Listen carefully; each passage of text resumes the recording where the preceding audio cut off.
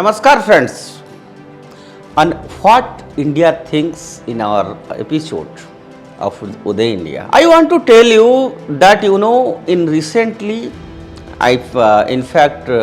yesterday itself G20 summit concluded under the leadership of Bharat and Narendra Modi.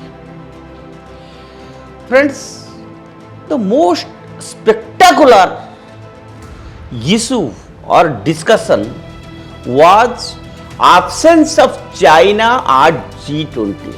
Yes, China's absence at G20 and Chinese leader Xi Jinping avoided visiting India during the G20 summit in New Delhi for a number of reasons, and that is what I want to discuss today. Friends, the main reasons I must tell you that the ongoing border dispute between India and China. The two countries have been locked in a border dispute in the Ladakh region since 2020, and tensions have been high ever since Xi's visit to India would have been seen as a sign of goodwill, but it is unlikely that he would have been able to avoid the issue of the border dispute. This could have led to awkward or even hostile exchanges between the two leaders. The desire to avoid meeting with US President Joe Biden. Xi and Biden have not met face to face since Biden took office in January 2021, and the two countries have been engaged in a number of disputes, including over trade, human rights and the South China Sea. A meeting between Xi and Biden at G20 summit would have been seen as an opportunity to improve their bilateral relations, but it is also possible that it could have led to a further escalation of tensions, but these are superficial reasons. The main reason is Xi Jinping wanted to avoid questions on internal conditions, which would have detrimental his crafted image and China being the superpower, and this is the main reason why China avoided. You all know that China's economy is facing some headwinds and it is not providing employment and good living conditions to its people as well as it used to. Everybody knows, China knows that it would be exposed. That is the strong reason. And the property market is in a slump. The property market is a major driver of the Chinese economy, and its recent slowdown has had a knock-on effect on the other sectors. And this has led to job losses in construction and real estate industries, and it has also made it more difficult for the people to buy homes. And the manufacturing sector also is posing and facing real challenges in China. You know that the manufacturing sector has been hit by rising costs and declining demand, both domestically and internationally, and this has led to job losses in this sector, and it has also made it more difficult for businesses to invest and grow. You know, the service sector is not growing as fast as it used to. The services sector is the largest sector of the Chinese economy, but it is not growing as fast as it used to. And this is due to number of factors, including slowdown in the property market and the rising cost of the labor.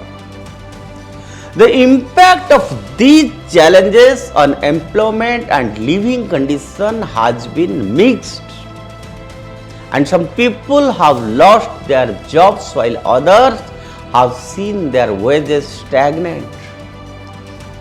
The cost of living has also been rising, making it more difficult for people to make ends meet.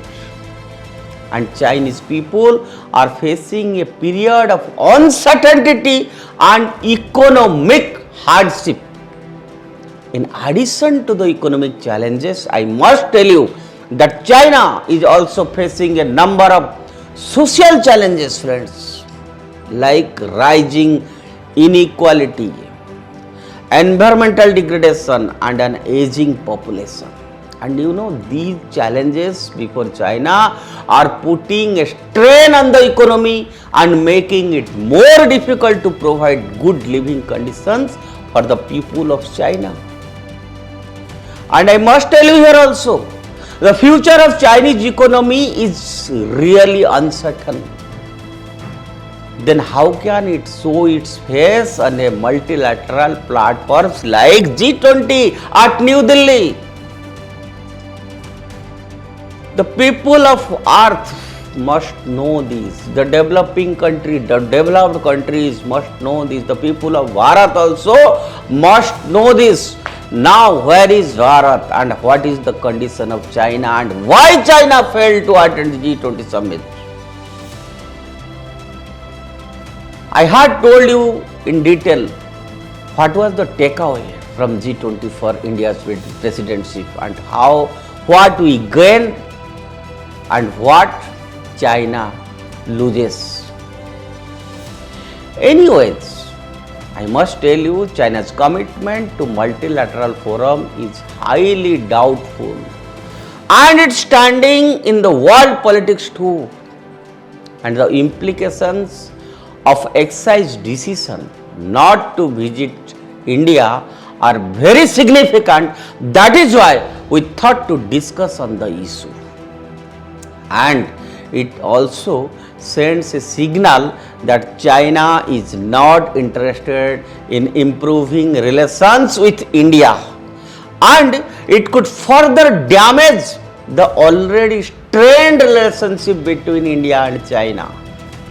And it also raises questions about China's commitment to multilateralism and its willingness to cooperate with other countries on global issues. And in long term, Xi's decision could damage China's standing in the world.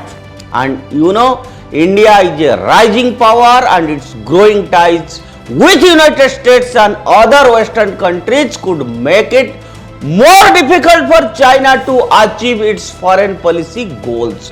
That is also very important. This is a food for thought. Friends, additionally, I also must tell you that Xi's decision could alienate other countries in the region like Japan, South Korea, who are also concerned about China's growing assertiveness. And overall, Xi's decision not to visit India is a major setback for China's foreign policy. Point to be noted. And it will be very difficult for China to improve relations with India in the near future also, and it could also damage China's standing in the world.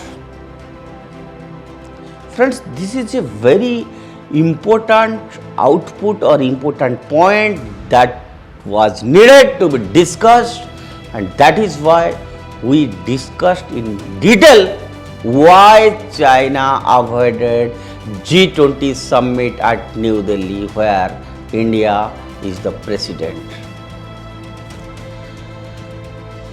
Overall, since last 1 week, Uday India has covered the G20 summit and discussed the various angles: diplomacy, economy, trade, culture, everything we have discussed in detail. And knowing such points that is related to India or Bharat, we have put our point that is linked to Bharat and Bharatiyata, and our thought on these issues will be liked by the people of Bharat. That is why We always request you to stay tuned with Uday India and subscribe to Uday India. Bharat Mata ki Jai.